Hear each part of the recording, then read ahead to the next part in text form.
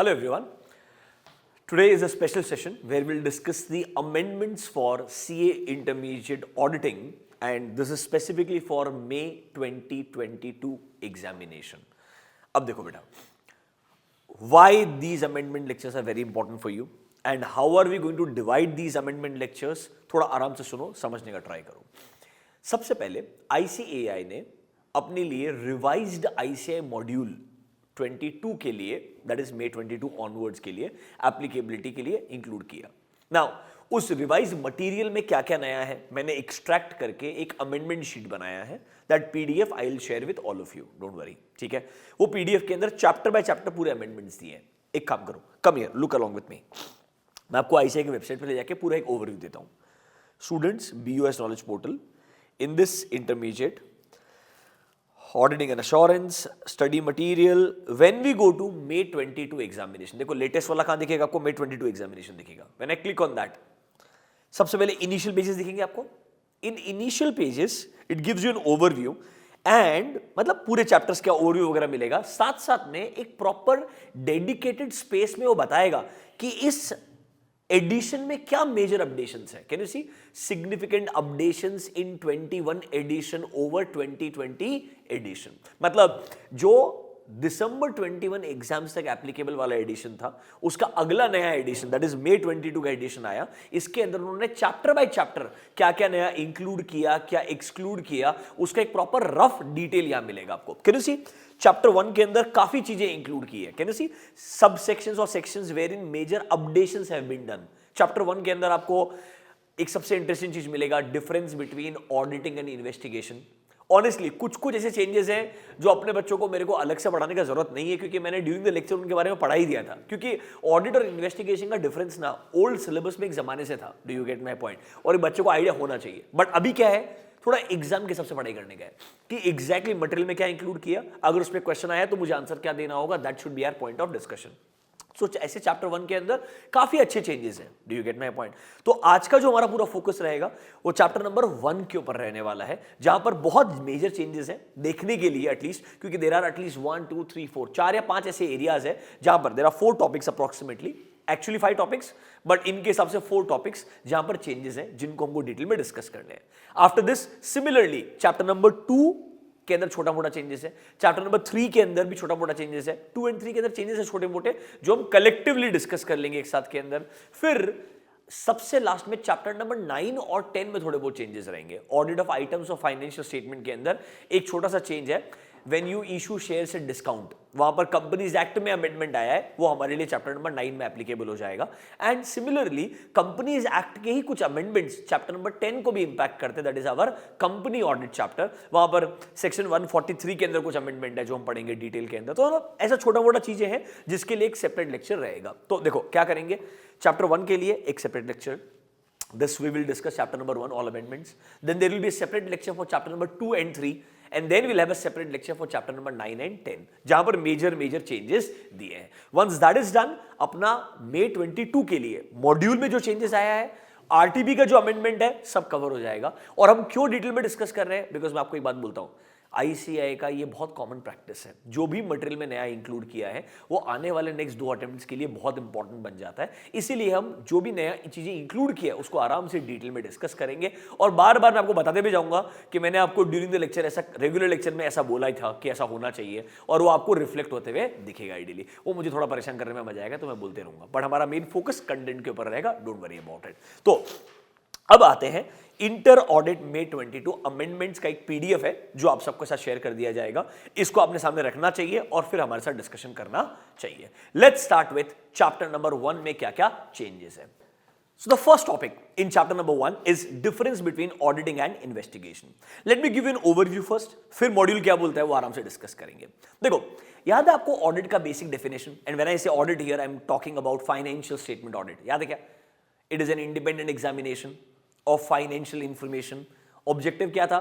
To express an opinion. और यहां पर हमको ऑब्जेक्टिव क्या था, याद है, to obtain reasonable assurance whether entities financial statements are free from material misstatements और नॉट। या इन अदर वर्ड्स हम बोलते थे कि भाई weather financial statements are prepared as per applicable FRF और नॉट। ये हमारा ऑडिट का मेन ऑब्जेक्टिव है।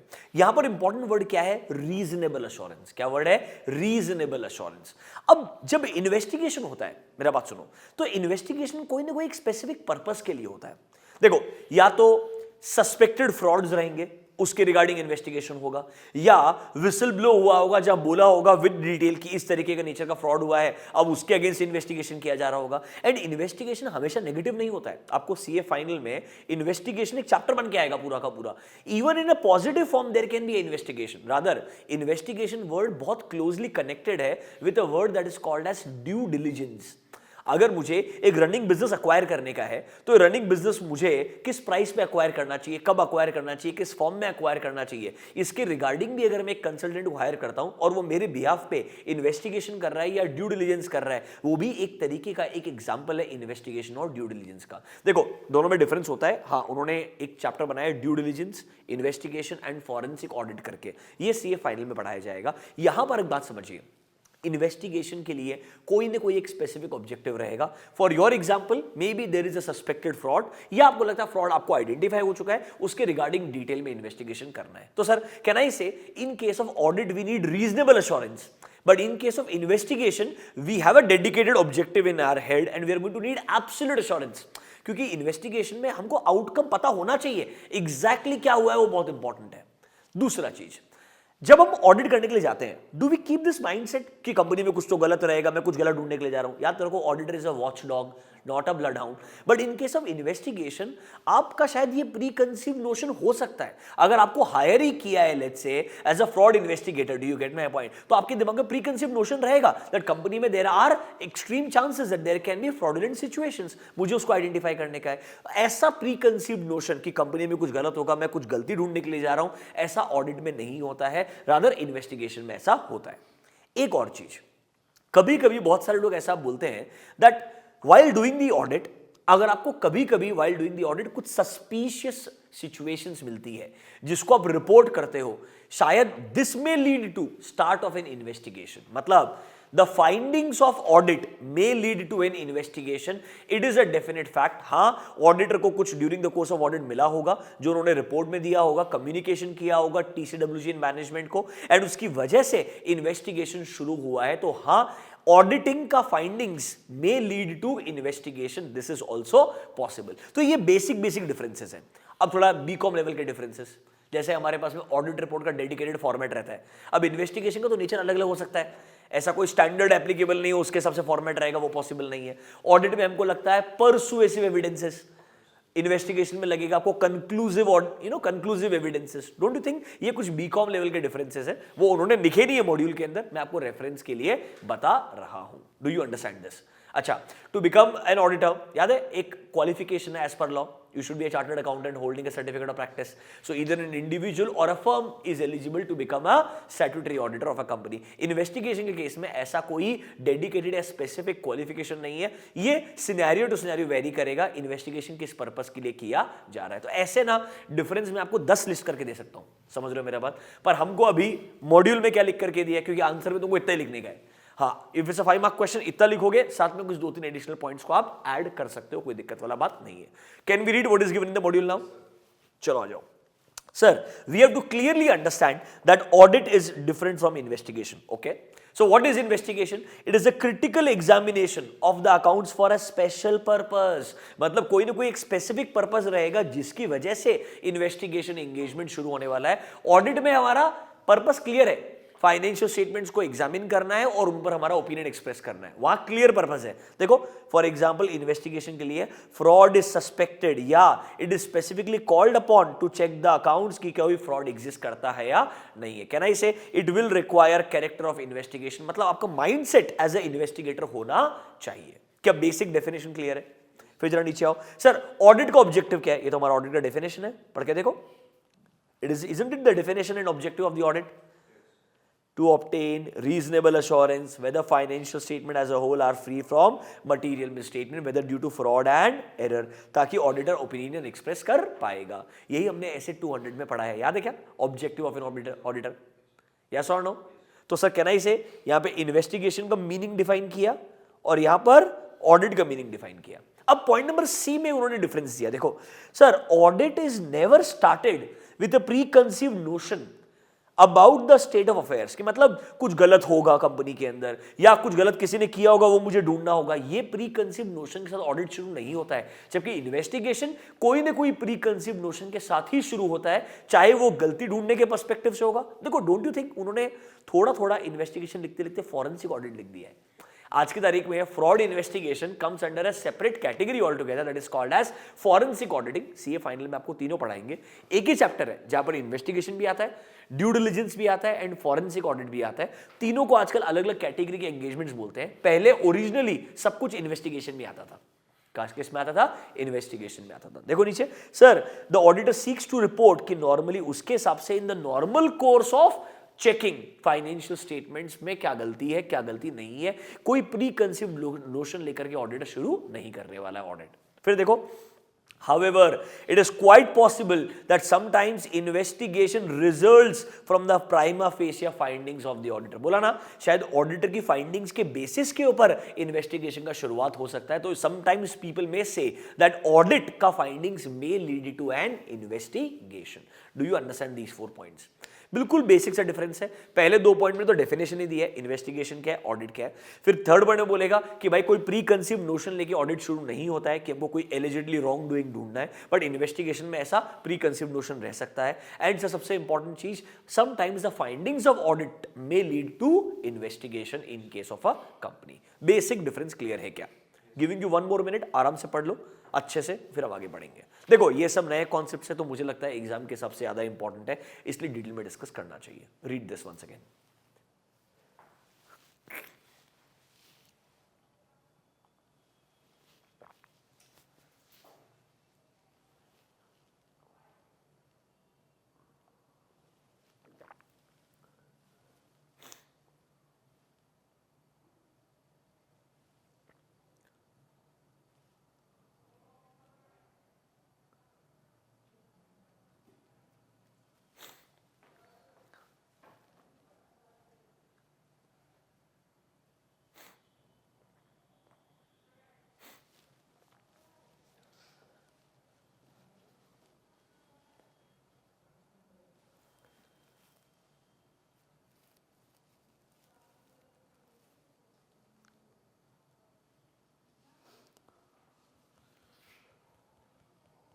डन?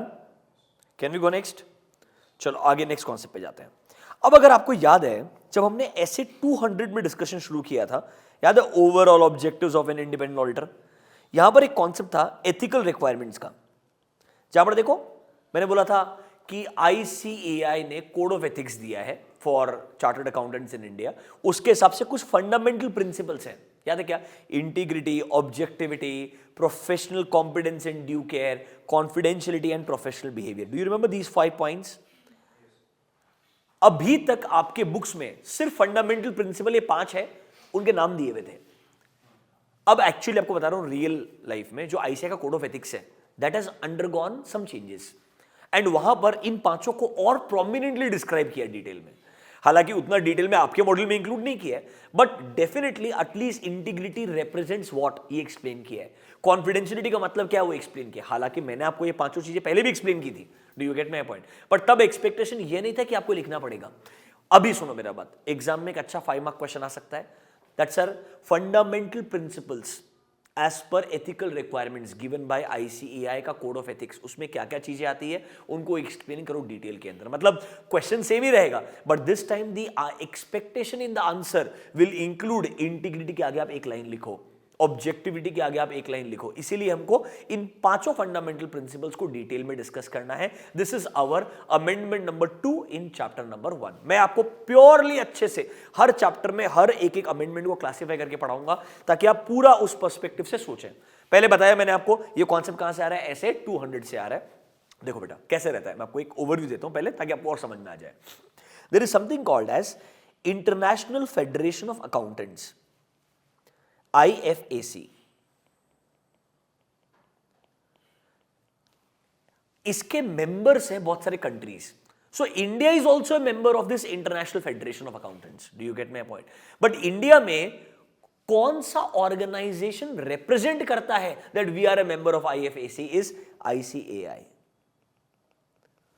कॉस्ट अकाउंटेंट का इंस्टीट्यूट भी है, बट हमारे लिए prominently ICAI. So can I से ICAI is a member of international Federation of accountants.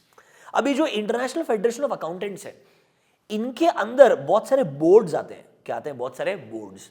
उसमें एक बोर्ड जो है उसको ISBA बोलते हैं. इधर आओ, सबसे इंपॉर्टेंट है जो आपको मार्क करना चाहिए. मैंने आपको सब बताया. ये अमेंडमेंट शीट के अंदर पेज नंबर 4 के अंदर आप आएंगे, ethical requirements relating to audit of financial statement. यहां पर एक कोड रहेगा, ISBA कोड दिख रहा है क्या? ये ISBA क्या है? International ethic standards board for accountants. क्या है? International ethics standards board for accountants. मतलब ये IFAC का ही पार्ट है. देखो आपको दिखा भी देता हूं, चाहिए तो रेफरेंस के लिए, आपको हमेशा याद रहेगा. देखो इधर आओ, देखो ISBA हियर दिख रहा है क्या? IFAC parent organization International Federation of Accountants है. समझ रहे मेरा बात तुम? उसके अंडर ISBA आता है. ISBA का काम क्या है कि ये IFAC के जितने भी मेंबर्स है, that is international federation for accountants के जितने भी हमारे मेंबर्स है, इंटरनेशनल फेडरेशन ऑफ अकाउंटेंट्स के जितने भी मेंबर्स है, उन मेंबर्स के लिए जब वो एज अ अकाउंटिंग बॉडी काम करवा रहे हैं लोगों से या एज अ ऑडिट करवा रहे हैं, तो कोड ऑफ एथिक्स के अंदर क्या क्या इंपॉर्टेंट चीजें आने वाली है. तो डोंट यू थिंक हमारा भी जो कोड ऑफ एथिक्स है up to some extent borrowed रहेगा from ISBA, because we are member of IFAC. तो सर इसीलिए आपके मॉड्यूल में जब ISBA का रेफरेंस आया है तो ये बताने के लिए आया है कि ICAI ने जो तुम्हारा कोड ऑफ एथिक्स बनाया है वो एक्चुअली में कहां से बोरोड है? IESBA, ISBA से बोरोड है. कहां से बोरोड है? IESBA से बोरोड है. अच्छा, ये ISBA क्या है, IFAC क्या है, थोड़ा अंडरस्टैंडिंग आया. एग्जाम में कोई पूछने वाला नहीं, बट आपको रेफरेंस के लिए बता रहा हूं. जैसे इंटरनेशनल फेडरेशन ऑफ अकाउंटेंट्स है, उसके अंदर ISBA कोड करके आता है.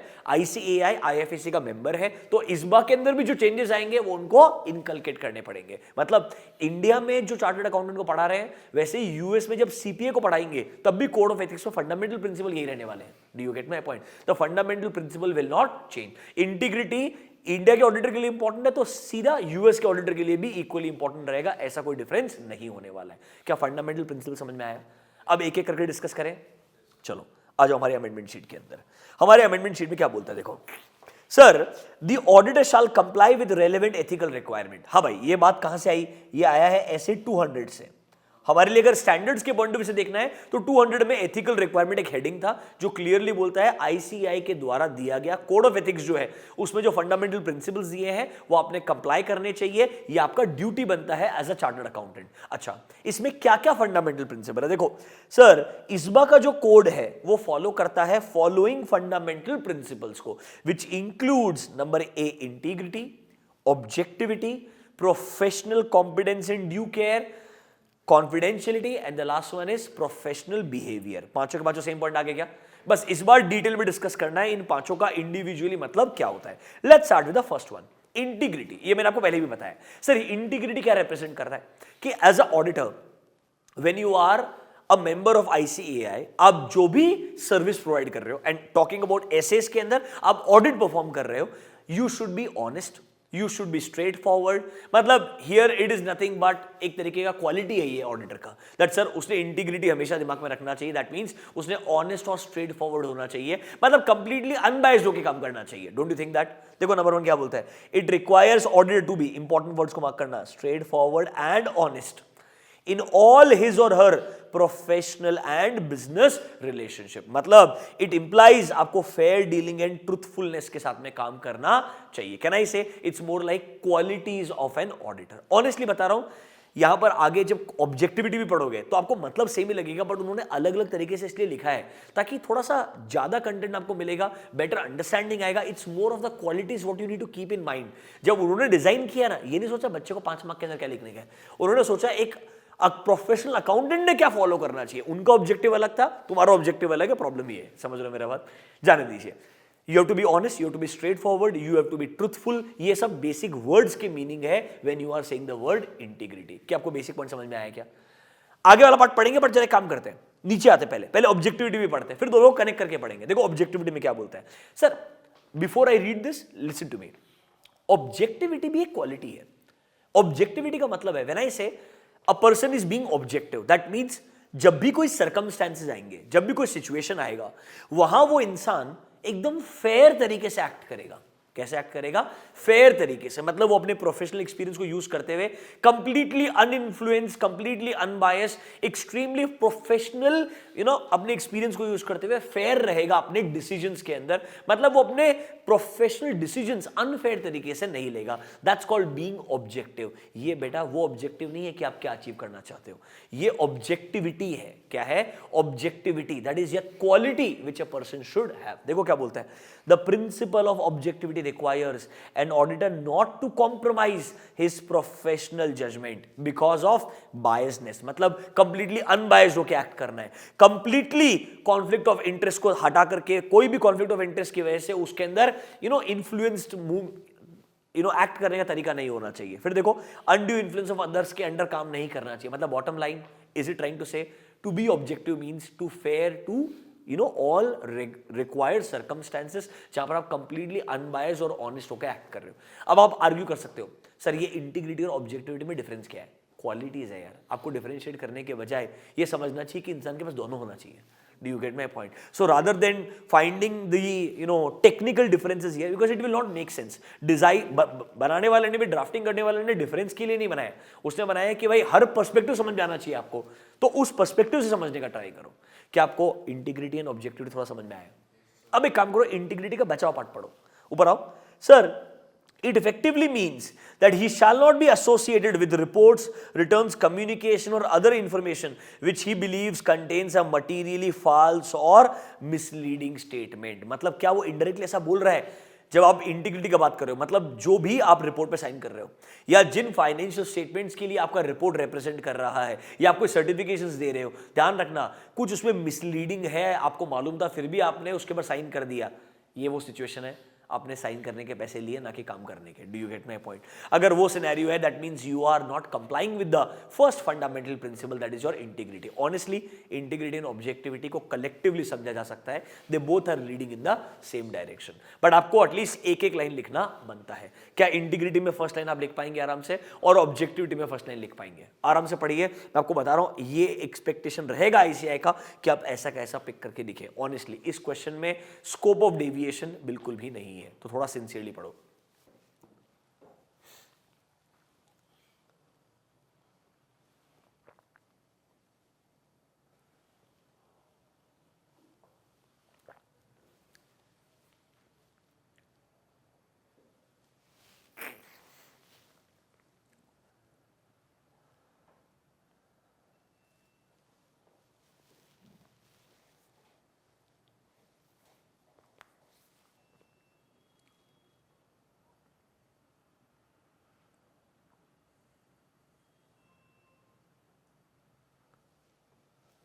ठीक है, let's go to number 3, professional competence and due care. दो चीजें हैं यहां पे।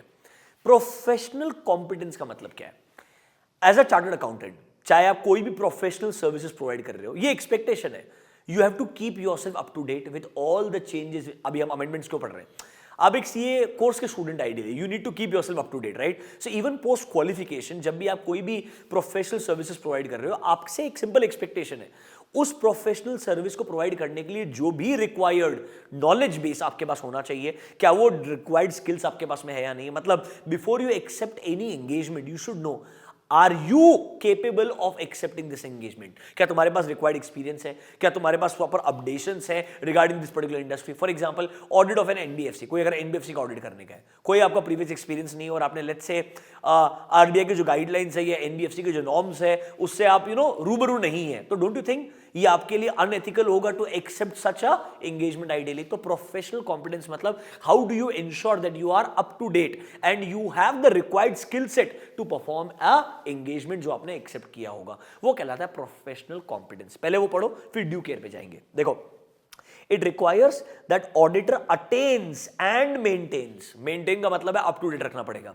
प्रोफेशनल नॉलेज एंड स्किल जो रिक्वायर्ड है to provide all relevant professional services based on his current technical and professional standards and ये जो टेक्निकल एंड प्रोफेशनल स्टैंडर्ड्स मालूम है क्या है? ये जो स्टैंडर्ड्स ऑडिटिंग आप पढ़ रहे हो, इसके अलावा अदर स्टैंडर्ड्स होते हैं जो हम आज डिस्कस करेंगे चैप्टर 1 में। फाइनली मैं बहुत खुश हुआ कि आईसीएआई ने एक अच्छा अमेंडमेंट इंक्लूड किया है जो एक्चुअली में होना ही चाहिए था। और आपको रियलाइज होगा कि मैंने आपको नहीं है फिर भी पढ़ाया था एक लेक्चर के अंदर, आपको समझ में आएगा when I start talking about it. Other standards क्या होते हैं, एसएईज, एसआरएस, एसआरईज, फाइनली उन्होंने एज ए इंट्रोडक्शन इंक्लूड कर दिए। कॉमेडी का मालूम है क्या है? ये स्टैंडर्ड सीए फाइनल के सिलेबस में थे, उनको वहां से भी निकाल दिया। अब उसका इंट्रोडक्शन इंटरमीडिएट में इंक्लूड किया पर फाइनल में नहीं है। Are you understanding my point? So हाँ, बाद में अभी let's not get there, but point is उन्होंने पहले पूरे स्टैंडर्ड्स इंक्लूड किए हुए थे सीए फाइनल के सिलेबस में, प्रॉपर स्टैंडर्ड्स थे सारे के सारे, एसएईज, एसआरईज, एसआरएस प्रॉपर थे, पर आपको इंट्रोडक्शन के फॉर्म में सीखने को मिलेंगे। Those all other engagement standards can be called as technical और प्रोफेशनल स्टैंडर्ड्स। बॉटम लाइन, आपके पास उन सबका नॉलेज होना चाहिए टू प्रोवाइड प्रोफेशनल सर्विसेज। क्या आपको प्रोफेशनल कॉम्पिटेंस का मतलब समझ में आया? अब ये ड्यू केयर का मतलब क्या है? ड्यू केयर यहां पे रिप्रेजेंट कर रहा है कि आपने काम करते वक्त डिलीजेंटली काम करना चाहिए। कैसे काम करना चाहिए? डिलीजेंटली। तो एक वर्ड को मार्क करना, देखो, diligence requires responsibility to act carefully, thoroughly and on a timely basis as required by the assignment। मतलब ये एक तरीके से आपके ऑब्जेक्टिविटी को सपोर्ट करेगा, दैट आपको as a responsible person act करना चाहिए। अगर आपको मालूम है कुछ सिग्निफिकेंट बदलाव आ रहा है, कुछ सिग्निफिकेंट रिस्क आ रही है, आपने अकॉर्डिंगली एक्ट करना चाहिए immediately. It should not happen that knowledge है आपके पास में, आपको मालूम है सिचुएशन अराइज हो रहा है, बट आप थोड़ा सा इग्नोरेंट तरीके से एक्ट कर रहे हैं, वो आपसे एक्सपेक्टेशन नहीं है। तो कॉन्फिडेंस भी होना चाहिए और साथ साथ में काम करते वक्त अकाउंटेबिलिटी होल्ड करते हुए डिलीजेंटली काम करना चाहिए। That's your professional due care. तो एक है प्रोफेशनल कॉम्पिटेंस और दूसरा है प्रोफेशनल ड्यू केयर। यहां पर मतलब ये है professional competence and professional due care, लिखा नहीं है बट मतलब ये है प्रोफेशनल ड्यू केयर मतलब acting in a professional manner. क्या आपको integrity, objectivity, professional competence and due care तीनों पॉइंट समझ में आया क्या? ठीक है। फोर्थ पॉइंट क्या बोलता है? कॉन्फिडेंशियलिटी। सिंपल सी बात है यार, ऑब्वियसली सीक्रेसी ऑफ इंफॉर्मेशन, ये आपके लिए बहुत इंपॉर्टेंट चीज है। ये आपको बहुत बार बताया है ऑडिट के अंदर, ध्यान रखना चाहिए। कोई भी तरीके का इंफॉर्मेशन किसी भी थर्ड पार्टी को बताने से पहले आपने सोचना चाहिए it should not result into breach of confidentiality. देखो, it requires an auditor to respect the confidentiality of information which is acquired during his professional or business relationships. उसे ध्यान रखना चाहिए किसी भी तरीके से वो सीक्रेसी ऑफ इंफॉर्मेशन का ब्रीच नहीं होना चाहिए। सिंपल सा पॉइंट है confidentiality. Last point, professional behavior. Now this is about how do you behave as a professional person. एक पॉइंट पढ़ना, समझ में आएगा आपको। बेसिकली एक चार्टर्ड अकाउंटेंट क्या कर सकता है, क्या नहीं कर सकता है, डूज एंड डोंट्स, ये आपको सीए फाइनल में चार्टर्ड अकाउंटेंट्स एक्ट में पढ़ाएंगे। कहां पढ़ाएंगे? चार्टर्ड अकाउंटेंट्स एक्ट 1949 के अंदर पढ़ाएंगे। मतलब there are chartered accountants act के अलावा भी लॉट ऑफ गाइडलाइंस जो आपको इनडायरेक्टली बता रही है आपने किस सिचुएशन में कैसे एक्ट करना चाहिए और कैसे एक्ट नहीं करना चाहिए। Do you get my point? तो प्रोफेशनल बिहेवियर रिप्रेजेंट करता है that you comply with this. जो आपको डूज एंड डोंट्स बना के दिए हैं आप उसे कंप्लाई कीजिए। देखो क्या बोलता है, it requires auditor to mark the word comply with relevant laws and regulations. ऊपर लिख दो एग्जांपल चार्टर्ड अकाउंटेंट्स एक्ट 1949। वहां पर आपको एथिकली क्या करना अलाउड है, क्या करना अलाउड नहीं है, डूज एंड डोंट्स याद है। एडवर्टाइजिंग रिस्ट्रिक्टेड फॉर्म में अलाउड है, अदरवाइज अलाउड नहीं है। मालूम है, आपको बताया था मैंने एडवर्टाइजिंग के बारे में।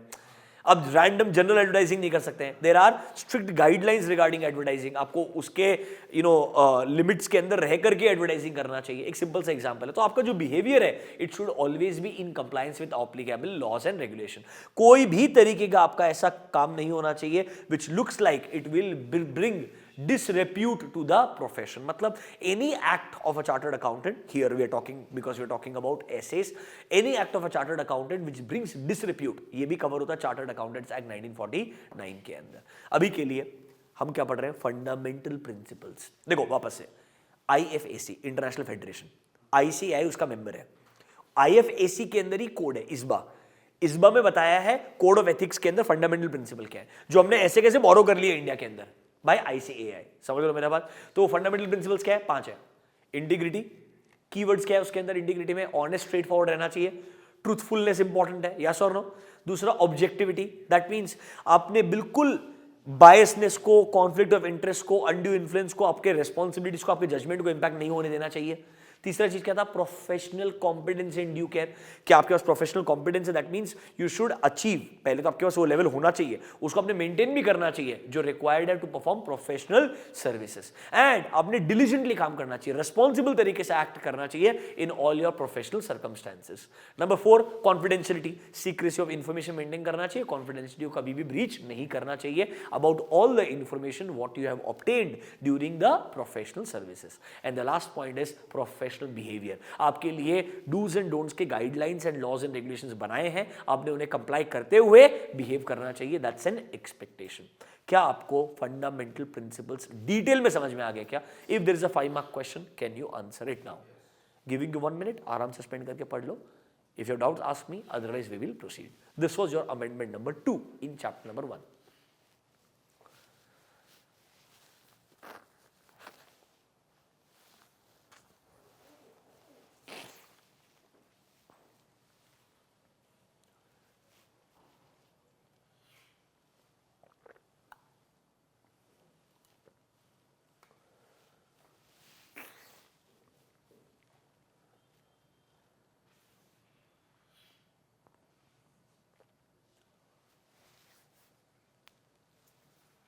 ठीक है, आगे बढ़े, चलो नेक्स्ट अमेंडमेंट चलते हैं। आपको कौन सा पढ़ाया होगा, थ्रेट्स टू इंडिपेंडेंस। ये हमारे मॉड्यूल में ऐसे 220 के अंदर था, ऐसे 220 के पीछे नोट्स थे। अगेन आईसीआई के मॉड्यूल में चैप्टर 1 में ही है, मैं अमेंडमेंट सिर्फ चैप्टर बाय चैप्टर डिस्कस कर रहा हूं, क्योंकि हमको अल्टीमेटली एग्जाम में तो क्वेश्चन आंसर सिर्फ देने का है, फर्क नहीं पड़ता कहां से आ रहा है, क्योंकि उन्होंने इन सब के साथ में रेस्पेक्टिव एसेस का नाम मेंशन भी नहीं किया है, मैंने इनको ऐसे 220 के नोट्स में इंक्लूड किया था। कॉन्सेप्ट क्या है, थ्रेट्स टू इंडिपेंडेंस। अब आपको समझ में आएगा ये कौन से पढ़ाया मैंने आपको, टाइप्स ऑफ थ्रेट्स, और ये बहुत कॉमन क्वेश्चन था। ये पूरा का पूरा कॉन्सेप्ट में अमेंडमेंट नहीं है, इन्होंने हर थ्रेट में कुछ चीजें जो पहले मिसिंग थी उसको इंक्लूड कर दिया है। समझ रहे हो मेरा बात तुम? तो मैं नहीं बोलूंगा ये बहुत इंपॉर्टेंट है एग्जाम के लिए, क्योंकि ऑलरेडी आ चुका है और चेंजेस भी कुछ है नहीं ऑनेस्टली। इट्स मे बी एक आध जगह एग्जाम्पल ऐड कर दिया होगा, एक आध जगह कंप्लीट अंडरस्टैंडिंग नहीं दिया था, मैंने आपको पहले भी बताया था वो चीजें, उन्होंने अब लिख दिया होगा, और कोई डिफरेंस नहीं है। सो कॉस्मेटिक चेंजेस है। क्या चेंजेस है, कॉन्सेप्ट भी पढ़ेंगे, उड़ाते जाएंगे फटाफट से। सर थ्रेट्स टू इंडिपेंडेंस, तो उन्होंने कुछ थ्रेट्स को लिस्ट किया है, और ऑनेस्टली ये भी ना कोड ऑफ एथिक्स में आता है, ये सब कुछ ना सीए फाइनल में आपको एक्चुअली में वापस कंट्रोल सी कंट्रोल भी करके मिलेगा, बट कहां मिलेगा, प्रोफेशनल एथिक्स चैप्टर के अंदर मिलेगा, जहां पर आईसीआई का कोड ऑफ एथिक्स पढ़ाया जाएगा, वहीं से उन्होंने बोरो करके कंट्रोल सी कंट्रोल भी किया है। सर थ्रेट्स टू इंडिपेंडेंस मतलब क्या, इन्होंने कुछ सिनेरियोज एक्सप्लेन किए हैं आपको। जब एज अ ऑडिटर आप प्रोफेशनल रिस्पॉन्सिबिलिटीज फुलफिल कर रहे हैं, कुछ थ्रेट्स आपको दिमाग में होना चाहिए, they can impact your independence, and if they can impact your independence that means शायद आपने वो ऑडिट कंटिन्यू नहीं करना चाहिए, या वो ऑडिट एक्सेप्ट भी नहीं करना चाहिए। वो सिनेरियोज बता रहा है जहां पर आप शायद इंडिपेंडेंट है, उसके ऊपर ही क्वेश्चन रेज किया जा सकता है। First threat is called as self interest threat. अच्छा, बिफोर आई स्टार्ट दिस, क्या दिख रहा है क्या, the code of ethics for professional accountants prepared by IFAC। अब देखो इन्होंने वापस बताया नहीं, ये IFAC नहीं, उसके अंदर इस्बा है, समझा क्या मेरा, पर मैंने आपको समझा दिया। IFAC, इस्बा, code of ethics, India कहां से बोरो कर रहा है, कैसे बोरो कर रहा है, मतलब मैं जो बोल रहा हूं वही है। पहला पॉइंट, सेल्फ इंटरेस्ट थ्रेट, मतलब डायरेक्टली इनडायरेक्टली जिस कंपनी का आप ऑडिट कर रहे हो, उस कंपनी के साथ में, उस क्लाइंट के मैनेजमेंट के साथ में आपका ही या आपके टीम मेंबर्स का कोई ना कोई फाइनेंशियल इंटरेस्ट एसोसिएटेड है, that is called as self interest threat. Examples देखो, समझ में आ जाएगा। देखो, व्हेन एन ऑडिटिंग फर्म या उसके पार्टनर या उनके associates could benefit from a financial interest in the client. देखो क्या क्या एग्जांपल हो सकते हैं सर, या तो लोन या गारंटी आपने लिया होगा कंसर्न क्लाइंट से डायरेक्टली, समझ रहे हो मेरा बात, या आप पोटेंशियल एम्प्लॉयमेंट देख रहे हो क्लाइंट के साथ में, मैंने आपको बताया भी था। मैंने बस सबसे ज्यादा फोकस किया था एक पॉइंट के ऊपर जो उन्होंने डिटेल में इंक्लूड नहीं किया था। देखो ये येलो वाला पार्ट ढंग से पढ़ के देखो, एंड आपको समझ में आएगा मैंने बताया था कि नहीं बताया था। मेरा एग्जांपल भी याद आएगा आपको। मैंने बोला था एक सीए फर्म है जो एक कंपनी का ऑडिट कर रहा है, सीए फर्म का टोटल रेवेन्यू 5 करोड़ रुपए है, और मैं बोलता हूं 5 करोड़ में से 90% जो उनका रेवेन्यू है that comes from the audit of one company. मतलब we are highly dependent on this engagement.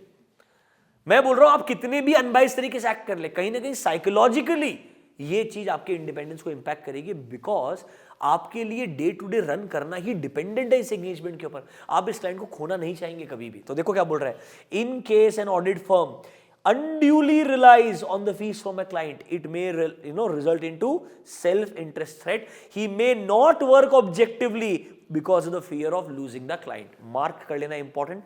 अब मुझे लगता है डायरेक्टली 5 मार्क का क्वेश्चन पूछने के अलावा इधर करेक्ट इनकरेक्ट आ सकता है, इधर एमसीक्यू आ सकता है. समझ रहे हो मेरा बात तुम? वो एमसीक्यू में सिचुएशन देगा और बोलेगा ये कौन से कैटेगरी के थ्रेट को रिप्रेजेंट करता है. तो आपको आइडेंटिफाई करना पड़ेगा this represents your self interest threat. क्योंकि यहां पर आप सोचो ना, पूरे फर्म का ही इंटरेस्ट एसोसिएटेड है क्लाइंट के साथ में, तो कैसे आप उम्मीद करोगे कि फर्म ऑब्जेक्टिव तरीके से काम करेगा?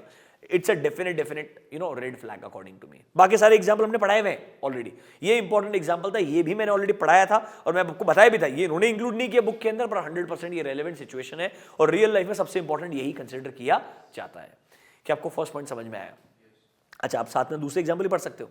You can read direct financial interest है या इनडायरेक्ट फाइनेंशियल इंटरेस्ट है किसी क्लाइंट के अंदर. मतलब हो सकता है क्लाइंट के बिजनेस में ही आप इन्वेस्टर जैसे एक्ट कर रहे हो, may be not directly but may be through chain of relationships. It is visible that you have a direct or indirect financial relationship with the client all together. It will be a self interest threat. First point clear है क्या? दूसरा point, self review threat. इसमें कोई major changes नहीं है, फिर भी बताता हूं. सेल्फ रिव्यू थ्रेट का मतलब क्या है? आपने ही क्लाइंट के लिए कोई काम किया होगा, अब आप जब ऑडिट कर रहे हैं उस क्लाइंट का, ऐसा लग रहा है आप आपके काम को चेक कर रहे हैं. एग्जांपल सुनो, कंपनी XYZ, ठीक है, 2 साल पहले ये कंपनी ने SAP को इंप्लीमेंट किया था, मतलब ERP इंप्लीमेंट किया था. उस ERP इंप्लीमेंटेशन में आपके फर्म ने उनको हेल्प किया था. Do you get my point? तब आपका कोई भी रिलेशनशिप नहीं था क्लाइंट से, आपने SAP इंप्लीमेंटेशन में हेल्प किया, आपका क्लाइंट से अच्छा रिलेशनशिप बना. 2 साल बाद में उन्होंने आपको एज ऑडिटर अपॉइंट कर लिया. अब जब आप कंट्रोल चेक करने के लिए जाएंगे, don't you think up to some extent जो कंट्रोल्स आपने उनको इंप्लीमेंट करने में हेल्प किया उसको ही आप चेक करने वाले हो? ये एक सिनेरियो आपको एक्सप्लेन कर रहा हूं जो रियल लाइफ में इंपॉर्टेंट होता है. इनके एग्जांपल्स तो बहुत बेसिक लेवल के हैं. आपने कोई सर्विस प्रोवाइड किया होगा लास्ट ईयर के अंदर, समझ रहे हो मेरा बात? तब आप लेट्स से ऑडिट नहीं करते होंगे लास्ट ईयर तक, इस साल से आप ऑडिट करने वाले होंगे. याद है क्या? अपने प्रोहिबिटेड सर्विसेज, वो नॉन ऑडिट वाली सर्विसेज प्रोवाइड कर रहे होंगे आप. अब आप ऑडिट करने वाले हो इस साल से, तो शायद आप अपने खुद का ही जो काम है उसको ही आप चेक करने वाले रहोगे. या उल्टा सोचो, think like this. For example, आपका जो क्लाइंट है, क्लाइंट के डायरेक्टर था, उसने छोड़ करके आपका ऑडिट फर्म को ज्वाइन कर लिया है. समझ रहे हो मेरा बात तुम? और वही इस कंपनी को ऑडिट कर रहा है. नहीं होता रियल लाइफ में, मैं बता रहा हूं. एनओसी लेने के बावजूद भी उस क्लाइंट को audit up to some years नहीं कर पाएगा आइडियली. समझ रहे हो मेरा बात तुम? बट हाँ, इनके हिसाब से this may result into situation कि आप अपने खुद के काम को ही रिव्यू कर रहे हो. This threat is called as self review threat. सबसे क्लासिक एग्जांपल, अगर आप एक कंपनी का अकाउंटिंग करते हैं और उसका ऑडिट करते हैं तो थ्रेट नहीं है, यहां पर आप इंडिपेंडेंट ही नहीं है. समझ रहे मेरा बात? उसको सेल्फ रिव्यू थ्रेट मत बोलना, थ्रेट नहीं है, क्लियर कट प्रॉब्लम है. Do you get my point? देखो sir, when during a review of any judgment or conclusion reached in previous audit or non audit engagement, आपको लग रहा है आप खुद ही रिव्यू करने वाले हैं. देखो, कोई मैनेजमेंट सर्विसेज प्रोवाइड की होगी आपने, इंटरनल ऑडिट प्रोवाइड किया होगा, इन्वेस्टमेंट एडवाइजरी किया होगा. तो देखो, when a member of the audit team was previously a director or senior employee of the client, तो कैन आई से इनडायरेक्टली वो अपने काम को चेक करने वाला है. देखो, instances when such threats comes into play. देखो, when auditor is recently been a director or senior employee, एक एग्जांपल दिया है. दूसरा, when auditor performs these services, जो सर अब उसके ऑडिट का सब्जेक्ट मैटर है. मतलब मेरा एग्जांपल काम में आ सकता है, इंटरनल कंट्रोल्स इंप्लीमेंट करने में हेल्प किया है, अब आप खुद ही स्टैट्यूटरी ऑडिटर हैं, खुद ही उन कंट्रोल्स को चेक कर रहे हैं जो आपने इंप्लीमेंट किए थे कुछ साल पहले. It may look like a self review threat. Clear है क्या? इसलिए बड़े फर्म से भी काम करते हैं, वो इंश्योर करते हैं अपने एंटिटीज को मल्टीपल पार्ट्स में डिवाइड करते हैं. उनका इंटरनल ऑडिट का डिपार्टमेंट ही अलग रहेगा, एंटिटी ही अलग हो सकता है, लोग ही अलग हो सकते हैं, ताकि ये सेल्फ रिव्यू थ्रेट के अंदर वो गलती से भी फॉल ना करे. बात समझ में आया क्या? वो इस तरीके से काम करते हैं. क्या आपको पॉइंट नंबर 2 क्लियर है? थर्ड पॉइंट देखो, एडवोकेसी थ्रेट. एडवोकेसी थ्रेट मतलब आप अपने क्लाइंट को इतना सपोर्ट कर रहे हैं इन द पब्लिक का परव्यू कि लोगों को लग रहा है आप इंडिपेंडेंटली स्टैट्यूटरी ऑडिट करने के बजाय it looks like you are part of the company all together. That means you are acting as a advocate of the company.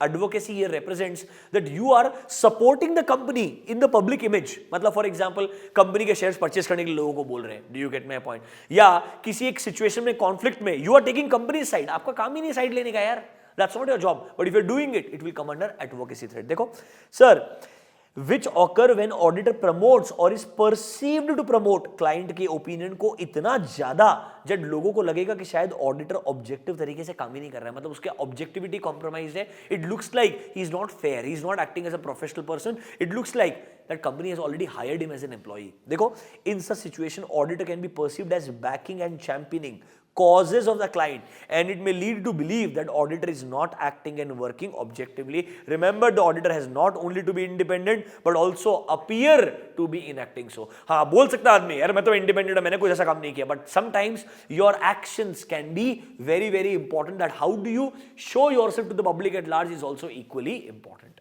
You don't just need to be independent in mind. देखो, दो word, independence of mind है, independence in appearance है. तो ये independence in appearance का example है. सिर्फ mind में आप इंडिपेंडेंट काम करते हो तो अच्छा बात है, but it should look like also that you are an independent person. Clear है? ये सब हमने पढ़ा हुआ है, बस मैं आपको क्या बता रहा हूं, अब उन्होंने लिख के दे दिया और कुछ नहीं है. Number 4, familiarity threat. अरे सिंपल है यार, या तो आपको कोई ना कोई रिश्तेदार होगा क्लाइंट का ही, मतलब you know your relative is somewhere part of the client, और क्लाइंट का कोई रिश्तेदार ऑडिट टीम के अंदर रहेगा, vice versa. Do you get my point? या आपने इतने सालों तक काम कर लिया इस कंपनी के लिए, नाउ इट लुक्स लाइक ये कंपनी आपका क्लाइंट नहीं, आपका खुद का घर है. Do you get my point? That's a familiarity threat. यहां पर एक कॉन्सेप्ट है याद है, रोटेशन ऑफ एन ऑडिटर. ये फेमिलियरिटी थ्रेट को हटाने के लिए तो रोटेशन लाया था, याद है, 5 साल और 10 साल का फॉर इंडिविजुअल एंड फर्म. तो बेसिकली वो बता रहा है आपको कि रोटेशन का अगर एग्जाम्पल आया, वो सपोर्ट करने के लिए आया टू अवॉइड विच थ्रेट, तो फेमिलियरिटी थ्रेट को अवॉइड करने के लिए आया है वो. देखो, क्लोज रिलेटिव, फॉर्मर पार्टनर उससे कनेक्टेड होगा, long association with the company, या आप कोई गिफ्ट्स या हॉस्पिटैलिटी एक्सेप्ट कर रहे होंगे क्लाइंट से. This all represents familiarity. Important ये है, provisions regarding rotation of an auditor, section 139 subsection 2. याद है कि आपको this addresses these familiarity threat. वो प्रोविजंस इनडायरेक्टली सपोर्ट करते हैं ये फेमिलियरिटी थ्रेट ज्यादा इंपैक्टफुल ना बने, और बॉटम लाइन एक ऑडिटर इनसे कम इंपैक्ट होकर के इंडिपेंडेंट रहे, क्योंकि एक टाइम के बाद उसको रोटेट कर दिया जाएगा तो इतना फेमिलियरिटी का इंपैक्ट आ ही नहीं पाएगा. उसके सपोर्ट में ही रोटेशन बनाए. और आपको याद होगा जब मैंने आपको रोटेशन ऑफ एन ऑडिटर पढ़ाया था तो बताया था ये रोटेशन क्यों इंट्रोड्यूस किया था, to support independence, to support independence. तो थ्रेट टू इंडिपेंडेंस जो है उसको इनडायरेक्टली नेगेट करने का ट्राई करेगा. Do you understand familiarity threat? ये मैं येलो में मार्क करके हाईलाइट करके दिया क्योंकि मुझे लगता है इन पे कोई ना कोई एमसीक्यू करेक्ट इनकरेक्ट पक्का बनाया जा सकता है, और बनाने वाला आदमी उल्टा बनाएगा, इससे पूछेगा कौन सा थ्रेट के अंदर है ये, और वहां सोचना मुश्किल होगा. थ्रेट टू इंडिपेंडेंस को खत्म करना मालूम है, पर कौन सा वाला, that will be important to identify. Last one is called as intimidation threat. Simple situation यार, इंटिमिडेशन मतलब एक तरीके से धमकी देना या आपको फियर क्रिएट करना कि आप ऐसे काम मत करो, ऐसा काम कीजिए ideally. Do you get my point? तो अगर लेट्स से क्लाइंट का कोई बंदा आपको इनडायरेक्टली एक वार्निंग दे रहा है that if you don't work like this you may be facing a litigation very soon. Do you get my point? Is it nothing but creating a intimidation kind of threat for the auditor? Yes. देखो, when auditors are deterred that means they are not allowed from acting objectively with adequate degree of professional skepticism. याद है, skepticism is questioning mind. जब आप question पूछ रहे हो तो आपको वही टोका जा रहा है, वहीं आपको डराया जा रहा है that अगर आपने ऐसा क्वेश्चनिंग करते रहा या इस तरीके से ऑडिट किया you will have to face the consequences. देखो sir, this could happen because of threat of replacement over disagreement, आपको निकाल देंगे, या or being threatened with litigation, that आपके अगेंस्ट केस ही फाइल कर देंगे. Such threats may intimidate the auditor and may deter them. Deter them मतलब indirectly will not allow them to act objectively. That means it is going to impact their independence bottom line. देखो, integrity, objectivity दोनों के दोनों independence को impact करते हैं. आप objectively काम नहीं कर पा रहे हो, मतलब अनबायस्ड होकर काम नहीं कर पा रहे हो, आप ऑनेस्ट नहीं हो. क्यों ऑनेस्ट नहीं हो? क्योंकि फेमिलियरिटी थ्रेट है. Bottom line, they both are going towards your independence. So again, it's an example that if you are, being given a warning that there will be litigation against you if you don't work the way we are asking you to work, again, it's a category of intimidation threat. देखो, उन्होंने सिर्फ examples को add किए हैं, scenarios को add किए हैं, conceptually concept remains same. Do you understand this? यहाँ पर मैं 5 मार्क का क्वेश्चन वापस एक्सपेक्ट नहीं करता हूँ, आया तो कोई बात नहीं, तुम्हारे लिए पार्टी है मेरे सबसे, सिंपल सिचुएशन है, बट एमसीक्यू अच्छा बन सकता है, करेक्ट इनकरेक्ट अच्छा बन सकता है. Are you comfortable? Chapter number 1 के पहला अमेंडमेंट क्या था? Difference between auditing and investigation. फिर हमने पढ़ा सर ये हमारा जो फंडामेंटल प्रिंसिपल्स है as per code of ethics given by ICAI, उन पांचों का डिटेल्ड मीनिंग क्या है? Integrity, objectivity, professional competence in due care, confidentiality and professional behaviour. फिर से हमने पढ़ा जो थ्रेट्स टू इंडिपेंडेंस है इनके अंदर क्या एडिशनल एग्जांपल्स आपको आईसीआई मॉड्यूल में इंक्लूड करके दिए हैं। मैं आपको क्यों इस तरीके से हाईलाइट कर रहा हूं, बिकॉज ये चीजें ज्यादा इंपॉर्टेंट है आने वाले 2-3 अटेम्प्ट के लिए, इसीलिए आपको ज्यादा बेटर प्रिपेयर्ड रहना चाहिए। Are you comfortable? Now the last part of chapter 1 which is extremely important for other students, it will be extremely new for our students, I am sure मैंने आपको ये सब आराम से समझाया है क्योंकि मुझे पसंद है इसलिए मैंने समझाया है, समझ रहे हो मेरा बात। अभी भी मैं आपको पूरा ओवरव्यू दूंगा और बाद में मैं बोलूंगा आईसीआई मॉड्यूल में क्या लिख करके दिया, जब आप रीड करेंगे आपको एकदम केक वॉक लगेगा, जो मैंने पहले बोला है या जो बताया है एग्जैक्टली वैसा का वैसा ही लिख के दिया है। Let's do an overview understanding पूरा का पूरा and then will go to what module has to say. चलो आ जाओ।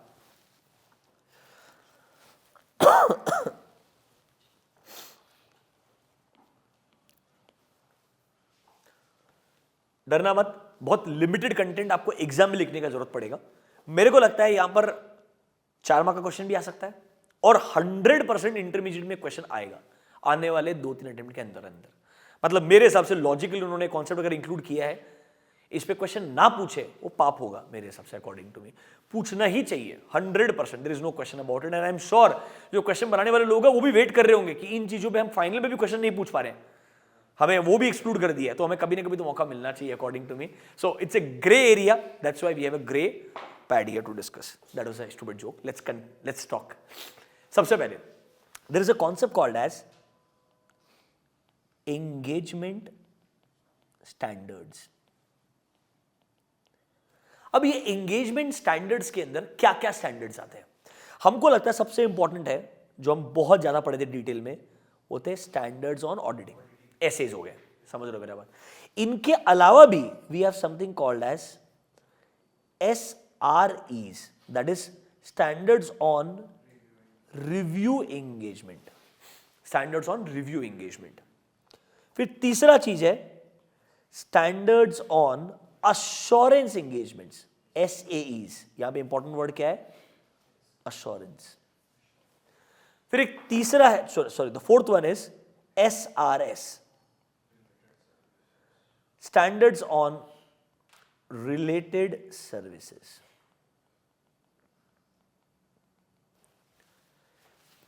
फिर इन सबके अलावा एक और चीज है, उसको बोलते हैं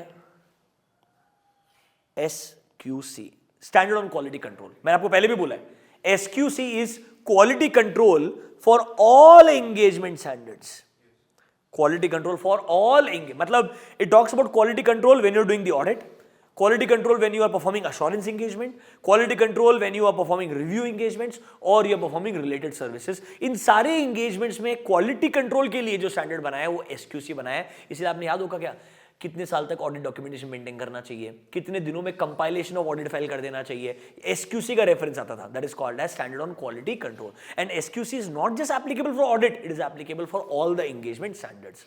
देखो SS तो आपको ऑलरेडी मालूम है क्या है, समझ रहे हो। हमें जो शुरुआत करना है ना वो SREs क्या है, SAEs क्या है एंड SRS क्या है। मैं क्या करूंगा, सबसे पहले audit standards and review standards, उनमें डिफरेंस बताऊंगा आपको। पहले इन दोनों में डिफरेंस जो इंपॉर्टेंट है, समझ लो मेरे बात। फिर how they both are different from assurance standards पढ़ाऊंगा, दैट इज अनदर कॉन्सेप्ट। और फिर ये सब पढ़ने के बाद फिर भी कुछ बच जाता है, there are other services that comes under related services, उनको हम डिस्कस करेंगे। तो स्टेप बाय स्टेप जाएंगे। पहले एक आपको पूरा ओवरव्यू देता हूं कि भाई ऑडिट और रिव्यू में डिफरेंस क्या होता है। Can we go ahead?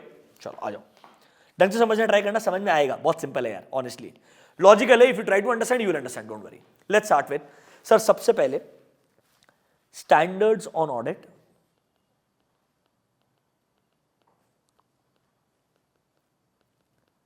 and standards on review engagements में डिफरेंस क्या है। पूरा फोकस रहेगा यहां पे दो वर्ड्स के ऊपर, ऑडिट और रिव्यू में। सर टेक्निकली दोनों वर्ड में डिफरेंस क्या है, देखो सबसे पहले कॉमन चीज क्या है, क्या हम ऑडिट करते हैं फाइनेंशियल इंफॉर्मेशन का, यस और नो, या रिव्यू भी हम फाइनेंशियल इंफॉर्मेशन का ही करेंगे। ऑडिट भी फाइनेंशियल इंफॉर्मेशन का है और रिव्यू भी फाइनेंशियल इंफॉर्मेशन का है। अच्छी बात तो, क्या हम ऑडिट करते हैं हिस्टोरिकल फाइनेंशियल इंफॉर्मेशन का? हाँ, देखो ना, फाइनेंशियल स्टेटमेंट जब ट्रांजैक्शन हो जाता है, इवेंट्स हो जाते हैं, उसके बाद में अकाउंटिंग होता है ना। तो कैन आई से हम ऑडिट करते हैं हिस्टोरिकल फाइनेंशियल इंफॉर्मेशन का, और रिव्यू भी हम हिस्टोरिकल फाइनेंशियल इंफॉर्मेशन का ही करते हैं। तो कैन आई से कॉमन चीज है, दोनों चीजें किसके लिए है? हिस्टोरिकल फाइनेंशियल इंफॉर्मेशन के लिए है। क्या ये तो क्लियर है क्या? This is common part. अब सर डिफरेंस क्या है? सर यहां पर हम ऑडिट करेंगे हिस्टोरिकल फाइनेंशियल इंफॉर्मेशन का, और यहां पर रिव्यू करेंगे। सर ऑडिट और रिव्यू में डिफरेंस क्या है? मैंने आपको पहले भी बताया, वापस से बताता हूं, ढंग से सुनने का ट्राई करना। ऑडिट में हमें चाहिए रीजनेबल अश्योरेंस। क्या चाहिए हमें? Reasonable assurance.